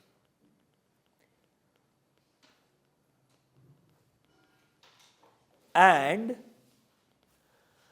रिव्यू में हमको चाहिए लिमिटेड अश्योरेंस। क्या बोला मैंने? Limited assurance. सर लिमिटेड बोल दो या मॉडरेट बोल दो? क्या बोल दो? मॉडरेट। लिमिटेड बोल दो या मॉडरेट बोल दो? सर यहां पर चाहिए रीजनेबल अश्योरेंस, यहां चाहिए लिमिटेड या मॉडरेट। मतलब क्या है? एक शब्दों में आंसर दे दूंगा, मतलब in one sentence I will give you the answer. And ये आंसर सही में समझने के लिए, मतलब मैंने सारे एसेस पढ़े, मैंने सारे रिव्यू एंगेजमेंट्स पढ़े, उसके बाद मेरे को मालूम है कि ये डिफरेंस है। समझ रहे हो मेरा बात? और ये बहुत ढूंढने के बाद मिलता है, तुमको एक ही बार में मिल जाएगा। रिव्यू के अंदर हम लोग यूज करते हैं inquiry plus analytical review procedures plus other review procedures. क्या बोला मैंने? Inquiry plus analytical review procedure plus other review procedure. जबकि ऑडिट के अंदर हम लोग यूज करते हैं test of details plus ARP। मतलब सुनो मेरा बात, याद करो ऑडिट प्रोसीजर, याद आया क्या? पहला पार्ट क्या था? Risk assessment. दूसरा further audit procedure. Further audit procedure में क्या दो पार्ट थे? Compliance and substantive. अब जो मेन अमाउंट चेकिंग के लिए प्रोसीजर था वो कौन सा था? सब्सटेंटिव था। तो फोकस सब्सटेंटिव पे करो। सर सब्सटेंटिव के अंदर भी दो पार्ट थे, पहला पार्ट था टेस्ट ऑफ डिटेल और दूसरा था एनालिटिकल रिव्यू प्रोसीजर। याद है क्या? Analytical review procedure was all about understanding the relationship between elements. मतलब कहना इसे वेरिएंस एनालिसिस करना। समझ रहे हो मेरा बात? या खुद के हिसाब से एक्सपेक्टेशन डेवलप करके एक्चुअल नंबर से कंपेयर करना, that's your analytical review procedure. तो सर जब हम रिव्यू एंगेजमेंट्स परफॉर्म करते हैं तो रिव्यू में हम ARP लगाते हैं प्लस इंक्वायरी करते हैं। मतलब यहां पर डिटेल में चेकिंग थियरिटिकली नहीं होती है। क्या बोला मैंने? डिटेल में चेकिंग थियरिटिकली नहीं होती है। हाँ, हालांकि रियल लाइफ में जो आदमी रिव्यू कर रहा है वो थोड़ा बहुत चेकिंग करेगा, बट ऑडिट में एक्सपेक्टेशन है कि तुमको टेस्ट ऑफ डिटेल लगाने का है। Do you get my point? But review में एक्सपेक्टेशन ही नहीं है कि आपको टेस्ट ऑफ डिटेल लगाने का है। रिव्यू में एक्सपेक्टेशन क्लियरली है, क्या करने का है? इंक्वायरी करने का प्लस एनालिटिकल रिव्यू प्रोसीजर लगाने का है। सर मतलब एक सिनेरियो समझाओ यार कि रिव्यू कब होता है और ऑडिट कब होता है। सो ऑडिट तो हर कंपनी का होता है, समझ रहे हो मेरे बात? रिव्यू का एग्जांपल दो। मैंने आपको एक क्लासिक एग्जांपल दिया था, लिस्टेड कंपनीज का होता है लिमिटेड रिव्यू, क्वार्टरली रिजल्ट्स का लिमिटेड रिव्यू होता है। Yes or no? क्या वो हमारे रिव्यू एंगेजमेंट्स में आएगा? बिल्कुल आएगा, बिल्कुल आएगा। रादर मैं आपको यहां पे एग्जांपल देने वाला हूं कि सर रिव्यू एंगेजमेंट्स के एग्जांपल क्या है। यहां पर हमारे पास 2 SRE आएंगे, देयर विल बी 2 SREs। समझ रहे हो क्या मेरा बात? SRE 2400 and SRE 2410। SRE 2400 and SRE 2410। Sir एक दोनों का नाम बता दो जरा। 2400 वाला जो SRE है that is review of historical financial information. मैं आपको थोड़ा डिटेल में जा रहा हूं, पेशेंस रखना। मैं आपको बता रहा हूं ये अंडरस्टैंडिंग सिर्फ एग्जाम के लिए रेलेवेंट नहीं है, आगे जाकर के जब आप एक क्वालिफाइड CA बन जाएंगे तब भी आपको आना चाहिए। Do you get my point? And मेरे को एक हिंट लग रहा है, क्योंकि इन चीजों को इंटरमीडिएट सिलेबस में इंक्लूड किया है, तो मेरे को वापस फीलिंग आ रही है ये वापस डिटेल में CA फाइनल में आने वाले हैं। क्योंकि देखो normally this is auditing, that is advance auditing. तो अगर इंट्रोडक्शन इसका आया है तो मतलब एक्चुअल पार्ट तो इसका वापस आना चाहिए, और मैं हमेशा से सपोर्ट में था कि ये आना ही चाहिए। Do you get my point? Although students will be like क्यों एक्स्ट्रा पढ़ाने का है। Do you get my point? But मेरे को लगता है तुम्हें क्वालिफाइड CA बनने वाला है, तुम्हें एटलीस्ट बेसिक्स आना चाहिए। तो जरा इधर आओ, let me show you what your ICA module says. Detail में नहीं पढ़ा, सिर्फ बेसिक बात एक वर्ड बता रहा। देखो ये देखो, examples on standards on review engagement. Can you see two SREs, SRE 2400 and SRE 2410। मैं आपके सिलेबस में नहीं है उनका डिटेल में एक्सप्लेनेशन, मैं फिर भी ओवरव्यू देता हूं। SRE 2400 क्या बोलता है? Review of historical financial statements. मतलब सुनो मेरा बात, ये वो सिचुएशन है जहां कंपनी के फाइनेंशियल स्टेटमेंट का रिव्यू होने वाला है, ना कि ऑडिट। ऑडिट अलग है, उस कंपनी का ऑडिट भी हुआ होगा। एंड सुनो मेरा बात, SRE 2400, अगर मैं एक कंपनी का ऑडिट करता हूं तो मैं उसका रिव्यू नहीं करता हूं। SRE 2400 जब पढ़ोगे तो समझ में आएगा, ये रिव्यू करने वाला बंदा कंपनी का ऑडिटर नहीं होगा, ये कोई अदर पर्सन होगा जो रिव्यू करने के लिए आया है फाइनेंशियल स्टेटमेंट्स का। हां, यहां पर ये ऑडिट जितना काम नहीं करेगा। ऑडिट में जैसे टेस्ट ऑफ डिटेल लगाते हैं, detailed sufficient and appropriate audit evidence obtain करते हैं, उतना काम नहीं करेगा, बट ये लिमिटेड अश्योरेंस जरूर ऑब्टेन करेगा। सर ये लिमिटेड अश्योरेंस, रीजनेबल अश्योरेंस मैं बताऊंगा मतलब क्या, डोंट वरी अबाउट इट। अभी पहले समझो, सर 2400 बोल रहे हैं रिव्यू करना है, तो ध्यान रखना मेरा बात, 2400 में जो बंदा रिव्यू करेगा वो कंपनी का ऑडिटर नहीं होगा, वो कंपनी का ऑडिटर नहीं करेगा, वो ऑडिटर नहीं रहने वाला है। सर ये रिव्यू आइडियली पूरे फाइनेंशियल स्टेटमेंट का है। किसका है? पूरे finance. Look at the name, SRE 2400 is review of historical financial statement. पूरे फाइनेंशियल स्टेटमेंट का रिव्यू है, मतलब ये ऑडिट नहीं है। ऑडिट से लिमिटेड काम के लिए एक नए बंदे को हायर किया जा रहा है जो सिर्फ रिव्यू करके रिपोर्ट बना करके देगा। Do you get my point? Sir हो सकता है कंपनी के मैनेजमेंट चाहते होंगे रिव्यू करवाना अलग से। Do you get my point? तो वो रिव्यू करवा सकते हैं सेपरेटली।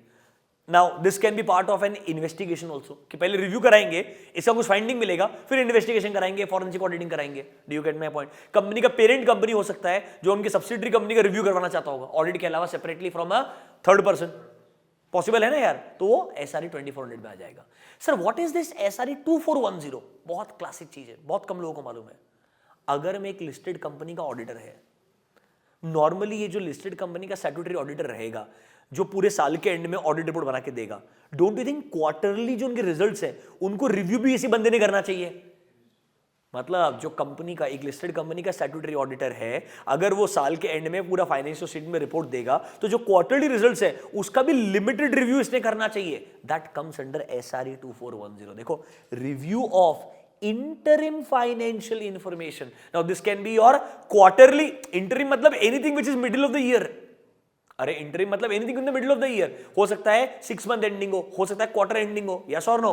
But सर ये कौन परफॉर्म करने वाला है? Performed by independent auditor. मतलब सुनो, क्लासिक डिफरेंस, 2400 वाला रिव्यू जो है कंपनी का ऑडिटर नहीं करता है, पर 2410 वाला जो रिव्यू वो कौन करता है? कंपनी का स्टैट्यूटरी ऑडिटर ही करता है। मतलब मैं अगर होता ना, इधर क्वेश्चन बनाता MCQ पे, समझ लो मेरा बात तुम। क्योंकि अगर किसी ने सिर्फ नंबर याद कर लिया ना तो कोई फायदा नहीं है, उस नंबर के आगे मतलब क्या ये पता होना चाहिए। रिव्यू और ऑडिट का डेफिनेशन तो मैं मतलब जो डिफरेंस है वो तो मैं 4 मार्क के लिए पूछता, ऐसा कभी होगा नहीं, डरो मत।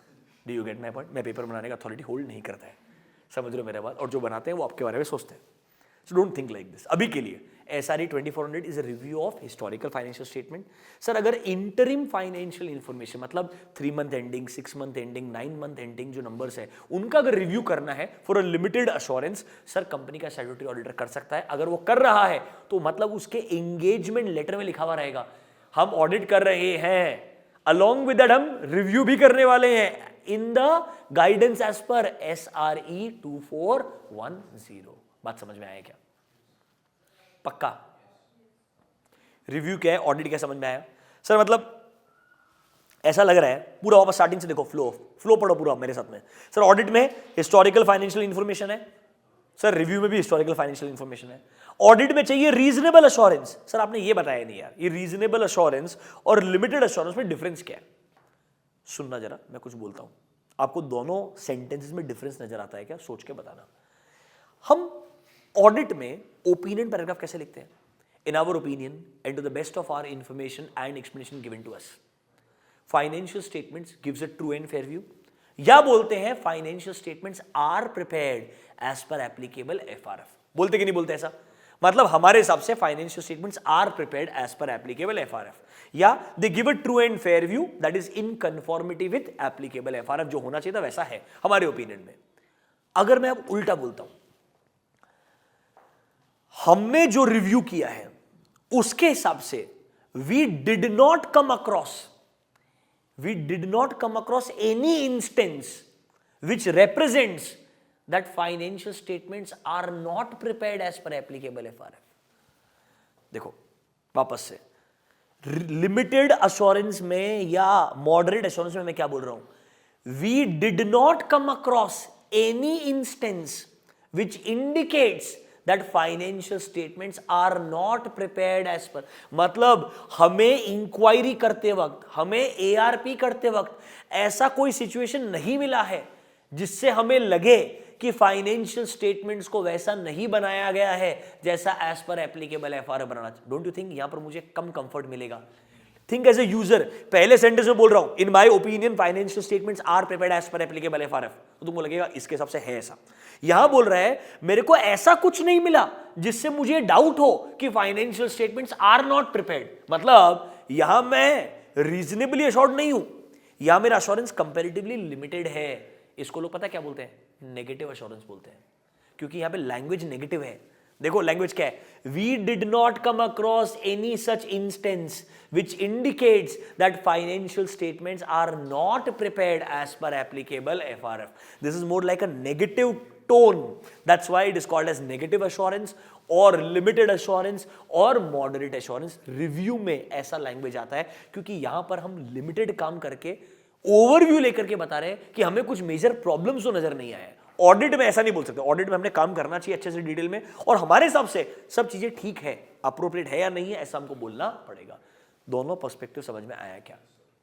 देखो आपको एग्जाम में ऐसा नहीं पूछने वाला, एग्जाम में सिर्फ बोलेगा एक में रीजनेबल एश्योरेंस है, दूसरे में लिमिटेड एश्योरेंस है.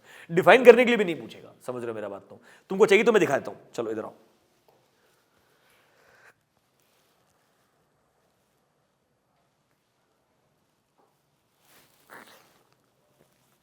देखो engagement to review financial statements,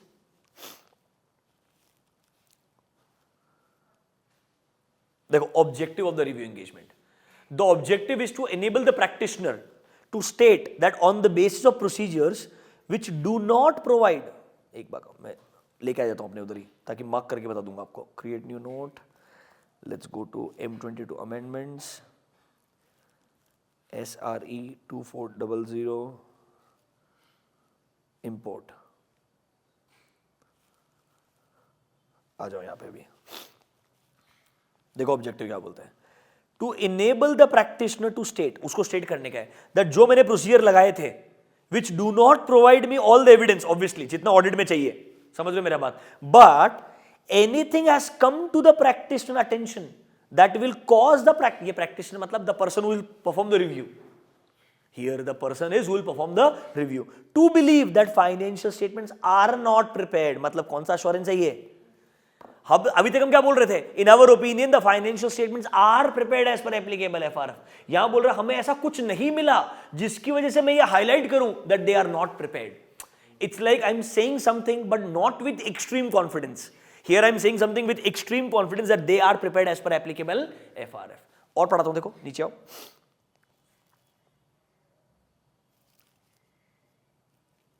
Can you see a word? Moderate assurance. Information is subject to review and it is expressed in the form of negative assurance. यहां पर आपको reasonable assurance के point of view से opinion नहीं देना है, negative assurance के point of view से आपका report में content आएगा. चलो एक दो चीज और दिखाता हूं.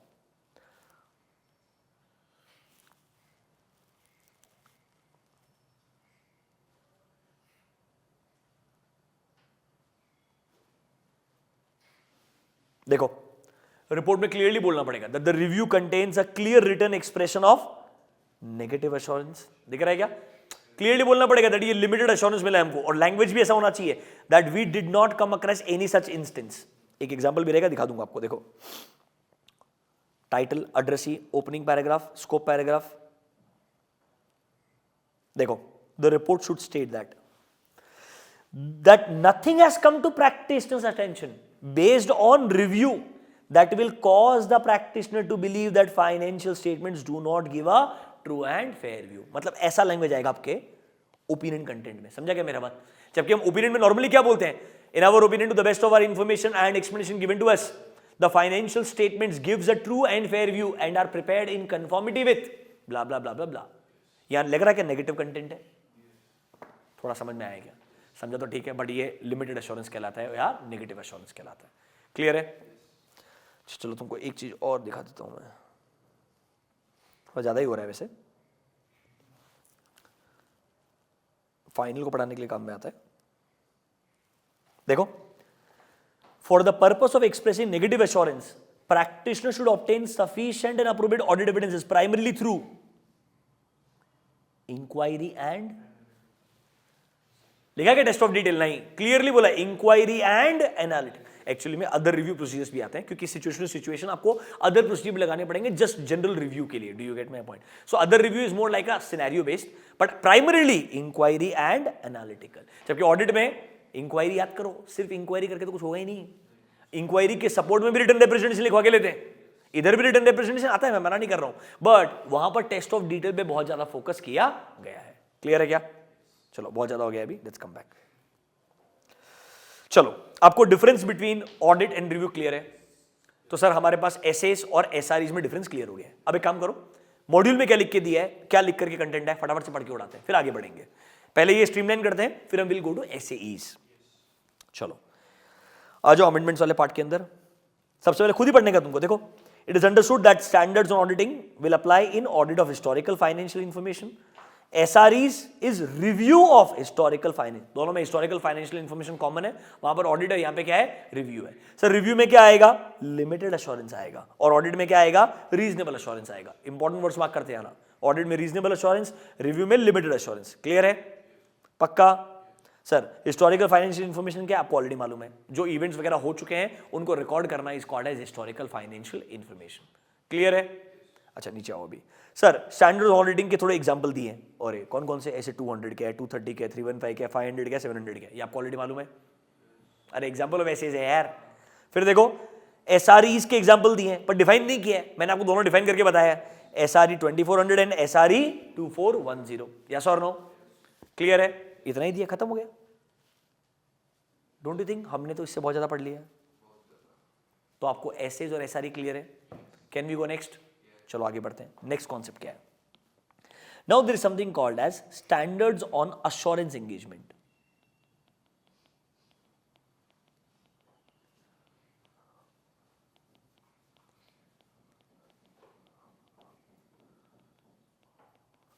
इसको हम बोलते हैं एसएईज। अब मेरा बात सुनना, आपके सब्जेक्ट का नाम क्या है? Auditing and assurance. Honestly syllabus पूरा ऑडिट का है, क्योंकि अश्योरेंस एक ब्रॉडर वर्ड है। अश्योरेंस का मतलब कंफर्ट देना। एक्चुअली में ऑडिट भी ब्रॉडर वर्ड अश्योरेंस के अंदर आता है। Do you get my point? But audit अपने आप में इतना बड़ा इंडस्ट्री बन गया कि उसके लिए अलग से स्टैंडर्ड का लिस्ट बनाया। तो नाउ ऑडिट का जो मतलब अश्योरेंस में जो ऑडिट वाला पार्ट है, उसके लिए हम एसएईज में नहीं आते। उसके लिए हमारे पास सेपरेट कैटेगरी, कौन सा? एसएईज। तो अश्योरेंस के अंदर ऑडिट के अलावा कोई और अश्योरेंस अगर है तो वो एसएईज में आएगा। अब मेरा बात सुनो, एसएईज में 3 एसएईज है, आपको फोकस करना है 2 के ऊपर। SAE 3400 and SAE 3420। 3400 एंड 3420। ये जो 3400 है, यहां पर एक वर्ड आएगा प्रोस्पेक्टिव फाइनेंशियल इंफॉर्मेशन। क्या वर्ड आएगा? Prospective financial information. एंड 3420 में वर्ड आएगा प्रोफॉर्मा फाइनेंशियल स्टेटमेंट्स। ऑनेस्टली अगर आपको इतना समझ गया ना ये वाला भी, तो भी बहुत हो गया। एग्जाम में क्वेश्चन क्या आएगा ये भी बोलता हूं मैं आपको। अगर एग्जाम में क्वेश्चन आया ना, difference between prospective financial information and historical financial information, वो ऐसे ही तो पूछेगा ही नहीं। वो क्या पूछेगा? प्रोस्पेक्टिव फाइनेंशियल इंफॉर्मेशन क्या एंड हिस्टोरिकल। अरे ऑब्वियसली सिंपल है यार। हिस्टोरिकल मतलब जो इवेंट्स हो चुके हैं, जो ट्रांजैक्शंस हो चुके हैं, उनको रिकॉर्ड करना is historical. Prospective is future में आप फोरकास्ट कर रहे हो, अजम्पशंस लगा रहे हो। अरे is it not sounding like forecasting budgets? Yes or no, assumptions in future, yes or no. तो उसके बेसिस के ऊपर जब आप फाइनेंशियल स्टेटमेंट बनाते हो वो कहलाते हैं prospective fine.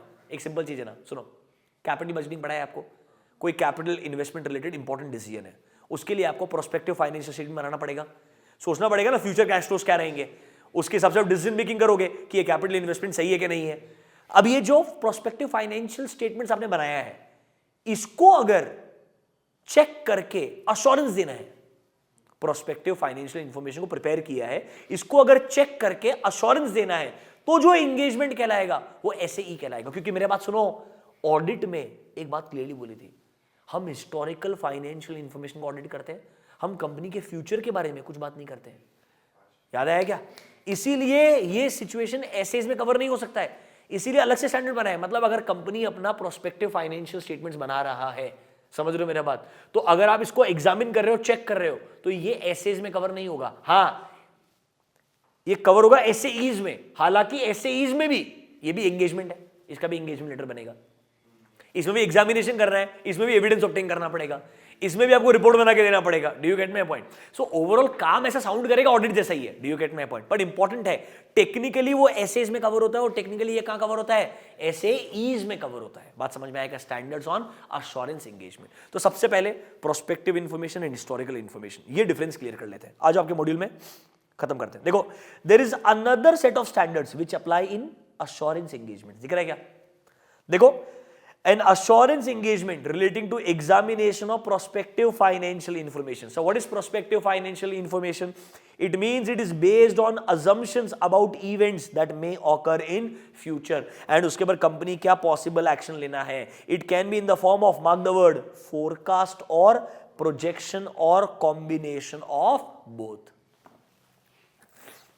Forecast, projection or combination of both. तीनों वर्ड्स को मार्क करना।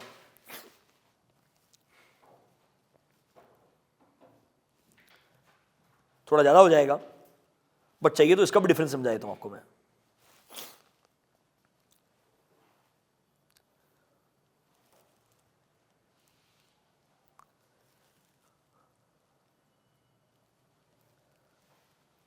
इंपोर्ट देखो, SAE 3400,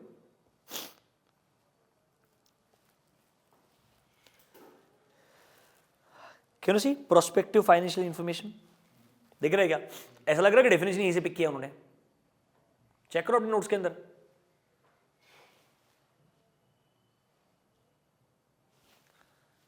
it can be in the form of forecast, projection और a combination of both.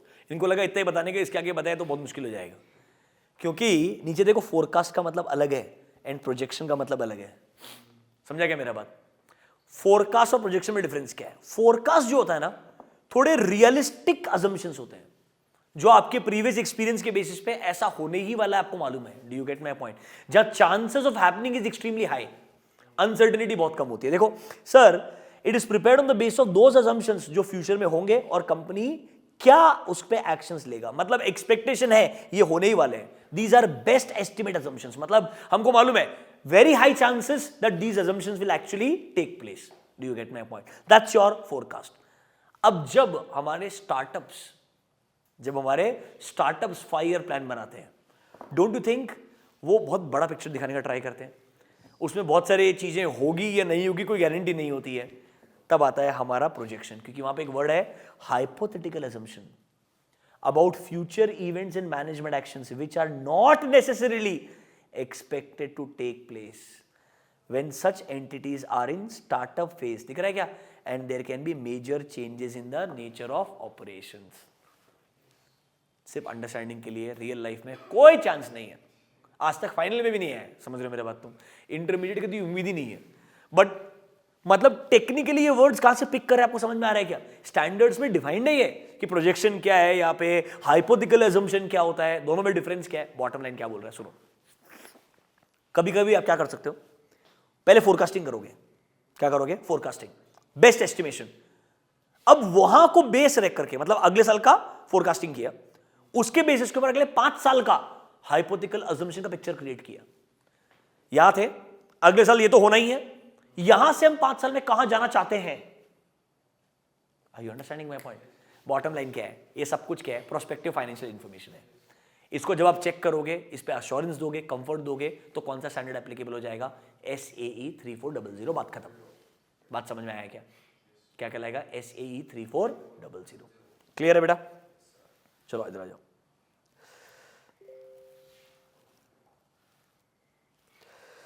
Sir, it is to be noted that such type of assurance engagement is not examination of historical financial information। और ये आपको difference बताएगा, what is the difference between historical and prospective financial information। Mark करना very very important, ICAI को ये बहुत पसंद आएगा। So there is a difference। The former relates to information which is expressed in financial terms about events, conditions or circumstances which have occurred in the past periods। Yes or no? The latter will represent information based on assumptions जो future में occur होने वाले हैं और उसके ऊपर क्या possible action company लेने वाला है। तो historical is rooted in the past events which have already occurred and prospective is related to your future events. So ये पास्ट इवेंट्स से रिलेटेड है, ये फ्यूचर इवेंट्स से रिलेटेड है। इसको मार्क कर लेना, ये इंपॉर्टेंट है फॉर योर अंडरस्टैंडिंग। कोई रॉकेट साइंस नहीं, बहुत बेसिक्स है, नाम से समझ में आ जाता है। प्रोस्पेक्टिव मतलब फ्यूचरिस्टिक है, हिस्टोरिकल मतलब पास्ट के पर्सपेक्टिव से। Yes or no? एग्जांपल देखो क्या दिया इन्होंने। Sir example is SAE 3400, already बताया मैंने आपको। एक और है SAE 3420, एक्चुअली एक और है 3402 भी है, जाने दो, बहुत हो जाएगा। तुमको 402 भी सिलेबस में नहीं है, 3402 पढ़ाना बहुत ज्यादा पाप हो जाएगा। 3420 क्या है, थोड़ा एक एग्जांपल दे देता हूं, समझ में आ जाएगा। प्रोस्पेक्टस आता है अपनी कंपनी का, companies which are coming for initial public offering के लिए जब कंपनी चाहती है प्रोस्पेक्टस रिलीज करते हैं। उस प्रोस्पेक्टस में बहुत बार आपको प्रोफॉर्मा फाइनेंशियल स्टेटमेंट्स देखने को मिलता है। What is proforma financial statement? Sir, there are certain non adjusting events, there are certain non adjusting events, जो इवेंट्स फाइनेंशियल स्टेटमेंट के बाद में हो गए होंगे बट हम उसको एडजस्ट नहीं करते एज पर अकाउंटिंग स्टैंडर्ड और इंड AS। समझ रहे हो मेरा बात? बट उन इवेंट का इंपैक्ट हमको मालूम है फ्यूचर में तो आने वाला है। अज्यूम करो ना तुम्हारा मार्केट शेयर 20% है, तुमने एक कंपनी को अक्वायर कर लिया फाइनेंशियल स्टेटमेंट डेट के बाद में, जिससे तुम्हारा मार्केट शेयर 20% से 32% होने वाला है। तो मेरे जो प्रोजेक्शंस बनेंगे 32% को दिमाग में रखते हुए बनने चाहिए। So proforma financial statements are managements judgment के बेसिस पे बनाए हुए फाइनेंशियल स्टेटमेंट्स, जहां नॉन एडजस्टिंग इवेंट को भी एडजस्ट कर देते हैं और सोचते हैं अगर इन इवेंट्स को एडजस्ट किया होता तो हमारे फाइनेंशियल स्टेटमेंट्स क्या पोजीशन दिखाते हैं हमको, ताकि जब हम इनिशियल पब्लिक ऑफरिंग के लिए जा रहे हैं, जो पैसा हमारी कंपनी में आने वाला है by new investors, they should know that भाई ये हिस्टोरिकल फाइनेंशियल स्टेटमेंट तो है ही है, साथ साथ में कुछ इवेंट्स को अगर एडजस्ट कर दिया और फ्यूचर में जो इवेंट्स को हम फोरकास्ट भी कर रहे हैं उनको कंसीडर करते हुए हम बोल रहे हैं कि भाई फ्यूचर में ऐसे नंबर्स आपको देखने को मिलेंगे, क्लियर है ये चीज, तो वो प्रोफॉर्मा फाइनेंशियल स्टेटमेंट कहलाता है। उनका अश्योरेंस अगर आप उनका रिव्यू अगर करके उस पर एश्योरेंस देने का, ये रिपोर्ट आपके प्रोस्पेक्टस में आती है। प्रोस्पेक्टस में ये 3420 का रिपोर्ट मिलेगा आपको, चाहिए तो मैं टेलीग्राम चैनल पे सेंड भी कर दूंगा एक कंपनी का रेफरेंस के लिए कि कैसे 3420 मतलब आपने अश्योरेंस दिया है on the prospective financial information, जो कहां पर इंक्लूडेड है, प्रोफॉर्मा फाइनेंशियल स्टेटमेंट में इंक्लूडेड है। कहां इंक्लूडेड है? Proforma. Can you see word? Compilation of proforma financial information included in a prospectus. मेरे पास था भी यार एक, देखता हूं मैं अगर मिलता है कि मेरे को एक ही मिनट में, ज्यादा टाइम वेस्ट नहीं करेंगे। पुराने आईपैड में रहेगा, आई जस्ट रियलाइज्ड, इसमें नहीं रहेगा क्योंकि वो ओल्ड सिलेबस में था फाइनल के, तो मैं पढ़ाता था। I will share with you, don't worry about it. अगर प्रोस्पेक्टस जाके ढूंढेंगे तो आपको प्रोफॉर्मा फाइनेंशियल स्टेटमेंट मिल जाएगा। उसके साथ में पहले जैसे फाइनेंशियल स्टेटमेंट के पहले रिपोर्ट आती है ना, वैसे प्रोफॉर्मा फाइनेंशियल स्टेटमेंट के पहले भी रिपोर्ट आएगी। वो रिपोर्ट एज पर 3420 होगी, एज पर 3420 होगी। जाने दो, आपकी बुक के हिसाब से क्या है, SAEs, then SREs। SREs is review engagements, SAEs is assurance engagement. Assurance engagement focus किसके ऊपर है? प्रोस्पेक्टिव फाइनेंशियल इंफॉर्मेशन के ऊपर है। बात समझ में आया? डिफरेंस क्लियर है? लास्ट पार्ट पे आते हैं, SREs। अच्छा, ये जो आपके स्टैंडर्ड्स ऑन अश्योरेंस एंगेजमेंट रहेंगे, ध्यान रखना इसमें भी आपको लिखना पड़ता है कि हम अश्योरेंस दे रहे हैं प्रोस्पेक्टिव फाइनेंशियल इंफॉर्मेशन के ऊपर, बट हम ये गारंटी नहीं कर सकते ऐसा कैसा होगा। ऑब्वियसली वो एक चार्टर्ड अकाउंटेंट कभी भी नहीं कर पाएगा। वो ये बोलेगा कि भाई ये जो अजम्पशंस है, जैसे सुनो अपने सिग्निफिकेंट अकाउंटिंग पॉलिसीज होते हैं, वैसे जो अजम्पशंस है ये नोट्स टू अकाउंट्स में लिखे हुए रहेंगे।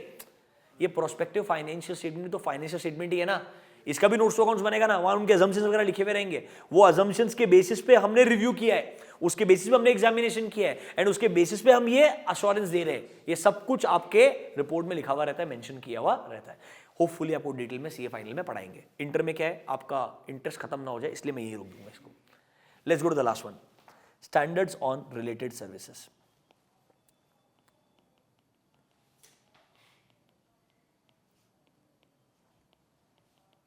सर ये रिलेटेड सर्विसेज का मतलब क्या है, किससे रिलेटेड है ये सर्विसेज? एक्चुअली में these services are related to financial statements only. अब ये क्या बोल रहा है, ऑडिट हो गया, रिव्यू हो गया, अश्योरेंस हो गया, इसके अलावा भी और सर्विसेज हैं जो एक चार्टर्ड अकाउंटेंट प्रोवाइड कर सकता है which is still related to financial statement. तो वो सर्विसेज को किधर इंक्लूड करने का, सुनो मेरा बात। अब ये कंपनी का जब आईपीओ आता है, लास्ट 5 साल के नंबर्स को कंपाइलेशन करते होंगे, कंपाइलेशन के लिए भी चार्टर्ड अकाउंटेंट हेल्प कर सकता है। अब ये तो ऑडिट नहीं है, ये तो रिव्यू भी नहीं है, एग्जामिनेशन ही नहीं है ना, सिर्फ कंपाइलेशन है, तो इसके लिए भी तो चार्टर्ड अकाउंटेंट हेल्प लग सकता है ना। तो ये सर्विस है रिलेटेड टू फाइनेंशियल स्टेटमेंट, कहां कवर हो जाएगी, 4400 सीरीज में कवर हो जाएगी। कहां कवर हो जाएगी, 4400 सीरीज में। इसके ऊपर कंपाइलेशन का एक अलग एंगेजमेंट है और एक एंगेजमेंट है SRS which is on agreed upon procedures.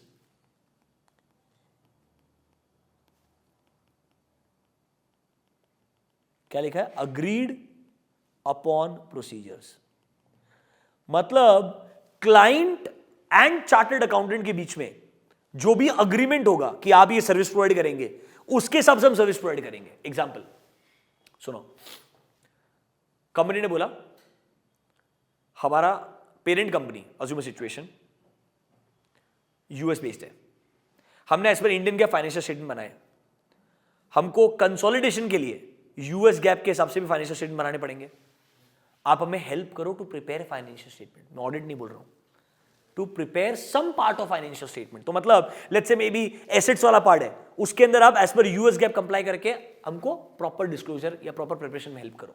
ये हम अग्रीमेंट कर रहे हैं कि आप मुझे ये सर्विस प्रोवाइड करेंगे which is related to financial statement. So it can be any part of financial statement. हो सकता है आप सिर्फ एफए वाले पार्ट को, प्रॉपर्टी ब्रांडेड इक्विपमेंट वाले पार्ट के लिए हो, सिर्फ current assets and non current assets वाले पार्ट के लिए हो, मतलब any service which will provide related to financial statements which is agreed between the client and the third person, जो यहाँ पे चार्टर्ड अकाउंटेंट है। पर ये सर्विस रहेगा, ये ऑडिट नहीं रहेगा, रिव्यू नहीं रहेगा। तो आपके रिपोर्ट में लिखना पड़ेगा, it is not an audit, it is not a review, it is not an assurance, it is just a compilation, or it is just a service जहां पर हमने जितना हमने अग्री किया था एज पर टर्म्स उतना ही काम किया है, हमने इसके बियॉन्ड और कोई रिस्पॉन्सिबिलिटी एक्सेप्ट नहीं करने का है। This is called as related services, ये एसआरएस कहलाता है। But it this service is related to what, related to financial statements.